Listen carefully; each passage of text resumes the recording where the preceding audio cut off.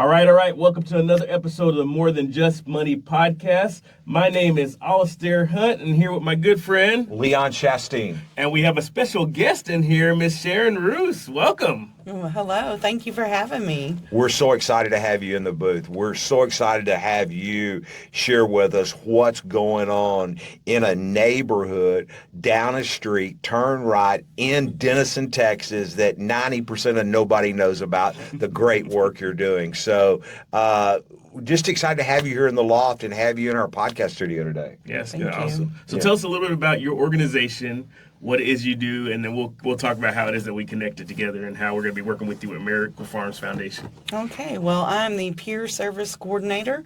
I'm a United States Navy veteran. I work with the Military Veteran Peer Network of Texoma Community Center. Okay. And what that is a long name. It's a mouthful. But the key word is peer. Military Veteran Peer Network is actually all across the state of Texas. It is part of the mental health program through Texas Veterans Commission. Okay. But the key word is peer. So we're not mental health professionals. We're veteran peers serving our other veterans through peer support. So the way that it's structured across the state of Texas is that Texas Veterans Commission coordinates with and actually they have a contract with local mental health authorities all across the state of Texas. So each little region and some in large cities it's the entire county. But in our area that we cover is the Texoma, Lake Texoma area, Fannin County, Cook County, and Grayson County. Okay. And the local mental health authority in that area is Texoma Community Center. Okay. The program is, you mentioned our house. It's called Walker House. That's a nickname for the house. It's actually Texoma's Veteran Peer Networking Center. Nobody lives in the house. It is just for veterans to come and help get connected to services, resources, just connect with each other. Yes. Maybe they're struggling with something in their life, some kind of problems. So they get peer support. We can get them connected with professional mental health services. Of course, we know the VA. We know our way around all the different departments in the VA. So we can help get them access to care connected with the VA if they're not already. But then also some veterans don't prefer to utilize the VA services and mental health services through the VA. So we can get them connected with our local mental health authorities or private, if they have private insurance. So if they're seeking mental health, the VA is not for all. All veterans don't enjoy the VA services. Right. So our ultimate goal is suicide prevention and reducing the instances of suicides in veterans. Okay. Well, it amazes me that, we have such a great country we live in.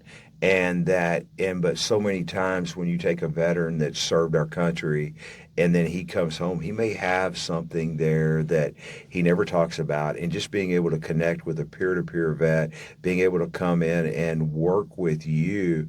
I seen you at work. I seen you in the facility and what you're doing and how it's almost like you're a captain driving a ship. Everybody's wanting to know this, wanting to know this, you want to know this. And you just move the ship through the process of it. And one of the things at Miracle Farms, we're all about wanting to be seen in the city, helping and picking up the slack to where maybe you can't do it all, and we have the ability to bring help to it. So, Alastair, tell us how we got connected with them. So it's funny because, on Facebook we were talking about starting Miracle Farms Foundation, how it is that we want to be able to help military and veterans or whatever else. And one of your people that came along, Pamela, she reached out and said, hey, we have an organization that works with veterans. I think you might want to come take a look at. And we were actually supposed to come and visit the Walker House and the schedules didn't align, but I believe that everything is perfect timing, right? And so for us to be able to come down when you were having events, so we got to actually meet some of the veterans and break bread with them, but see you in action, like you said, see how it is that you navigate with all the people there, and see the importance of that peer portion of it, right? You said there's people that maybe don't come out their house, but once every blue moon, that were there, and you could tell some people that would normally not feel comfortable, but they were among people who it is that they could relate with. They were having conversations. It was just amazing to see that support system in place. Yeah, it is. And I didn't serve the military, but I've got family. I've got 2 godkids, and their father did, and he told me, he said, when I came back home, and I was in the middle of all of it in the battle, I was getting paid more money to be in harm's way, really what we would call as a citizen in harm's way, comes home and he becomes a police officer, can't even pay his bills. And so, we've had somebody else on our show that we've seen that spent 20 years in the military, comes home, and that guy is literally has 5 kids, starts a business here in Anna, and he's almost destitute, living in his car. But then somebody came along and helped him, and now this gentleman owns a business here in the city. He's on the city council, on the economic development committee, and it's because I believe something you do every day, you lend a helping hand. And so that's our goal with Miracle Farms, is to identify where those projects are. And so we've had the privilege of just one of the things that it just blows me away that you've told me your biggest thing is just being have the ability to feed, right? Isn't that funny? Yeah, definitely. We have our volunteers. So first of all, our organization is run by volunteers. Okay. It could not work without peer volunteers. There are veterans who've been there and done that. Okay. So one of the things that we do, yes, food is a big part of how we appeal to veterans and bring them in with their families, because we serve service members, veterans, and their families. So they come in, somebody's like, hey, let's go eat lunch over at Walker House. And they don't realize that they're actually coming to a mental health program. Doesn't feel or look like a mental health program. Right. The camaraderie, our core values are trust, camaraderie, and hope.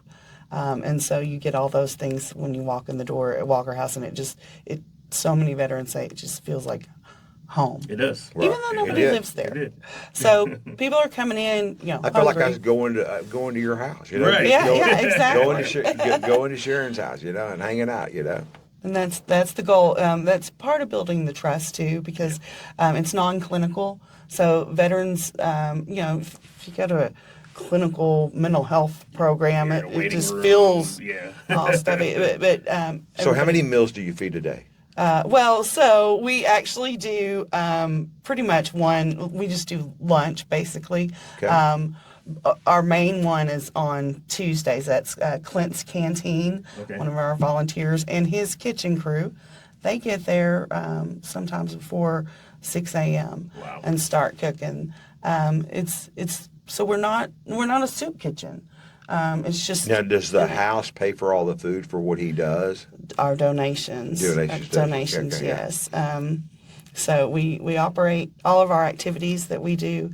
The food that we buy is operated from a donation box. It's funny because when we walked in, we said, okay, so how do your donations came in? And you walked us over to this box, right? You said, whatever comes in here, this is what we work from. Right? Everything, every bit of furniture, every single thing that you saw in that house was donated, including that box. It was handmade by Clint at Clint's Canteen. Oh, wow. Right. That's Yeah, so, one of the things we'd like to just let everybody know, you can go to helpbeamiracle.com, and we always are running every month, pack the big rig to feed a semi-trailer load of food. You can go in there and designate if you want to give $100,000, you want to give $50,000, you want to make a donation there and designate it, say, hey, I want to help pay for the food at this home.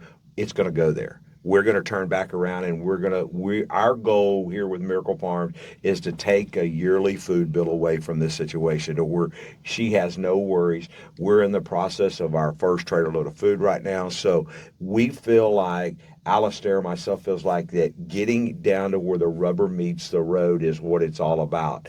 And this is a part of Texas that we're adopting, Denison, Texas, to make a difference for this lady and for what goes on there. And I'll tell you too, although we do feed veterans who are hungry, sometimes I ask them, when's the last time you ate? Yesterday or the day before, sometimes they answer. We do feed veterans who are hungry, homeless, they do come. But when we have our meals, the camaraderie, we're veterans first. Okay? Right. So I don't know where else you can see when table full of people, there can be a veteran who just came from his tent or a homeless shelter, or her, and then right across, sitting there, somebody who drove up in their Mercedes or whatever. Right.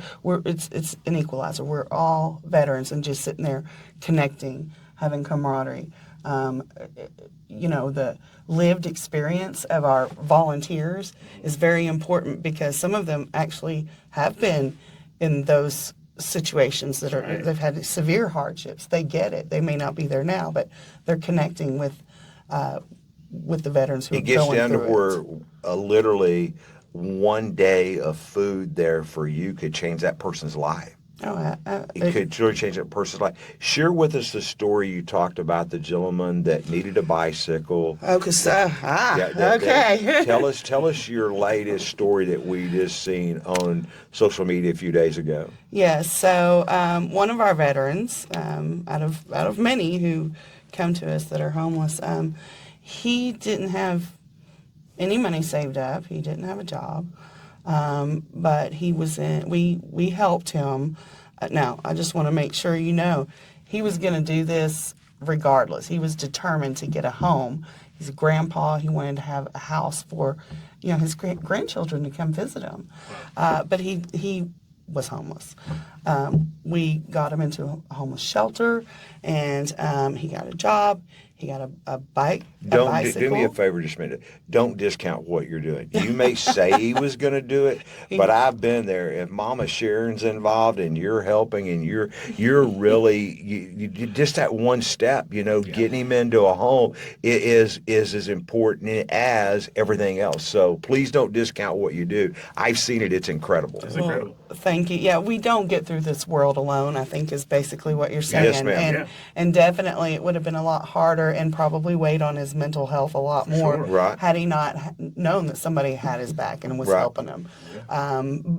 So he was able to, 4 months, just 4 months, buy a house. Wow. So from homeless to buying a house. Literally homeless and to buying a house, and he got a car.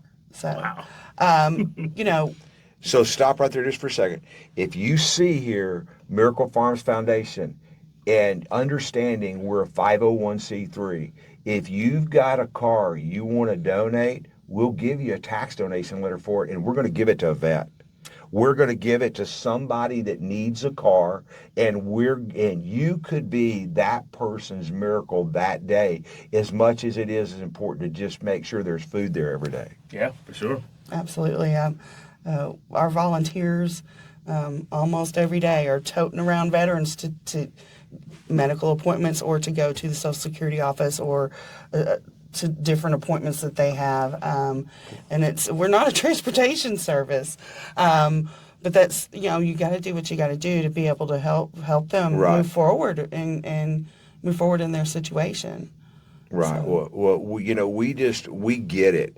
We see it across the United States. We see it, and it's multiple stages where if it's a veteran or if it may be an elderly person living in that city that, help, the group where he goes to church at.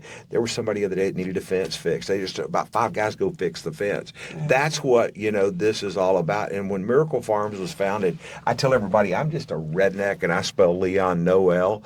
And then Alastair comes alongside me, makes me look good with everything all said and done, it's all about, and I love, and I feel like this sums it up about everything. What is your heart? Where's your heart? Where's your heart? You know, you as life goes along and things come along, identity happens. Your identity, you served the military, and that was your identity for 4 or 5 years, 10 years, whatever that person is. And then you get shifted out of that situation, and all of a sudden that's been your world and your identity. And then you go over here and go, oh, I've got to go over here and now create a new identity, create another situation. And I as business owners, everything else, the mental stress can be there. And so as we've begin, I've been in the real estate world for over 15 years, and all of a sudden this foundation gets put together, and I feel like it's what I'm supposed to do. And my identity is shifting, and it's learning how that putting somebody else ahead of ourselves. Somebody may say, well, I can't help. I can't make a difference. Well, $25 a month to Miracle Farms is less than 1 meal going out to eat. We've personally in our lives, we've started cooking at home, doing things different. How can we, I have it just on a recurring credit card. I donate back to my own deal, because that's what it's about. Ultimately, the coolest thing that ever happened to me, it's on our testimonial. Alastair was there. We helped a veteran pay off an elementary school in Lawton, Oklahoma. Now they're using that to get kids off the street, get them out of drugs. And they, in the interview that's on our website, tell us that literally they got this kid a job on the Air Force base, had a criminal background record, and he's working on a military base. Yeah. That's what it's all about. Yeah. That's what it's all about. So seeing you at work, seeing how you every day push to help and do everything you do and give, probably when sometimes you don't have it to give, you still get up and go, I personally want to thank you. Want to thank you for what you're doing there.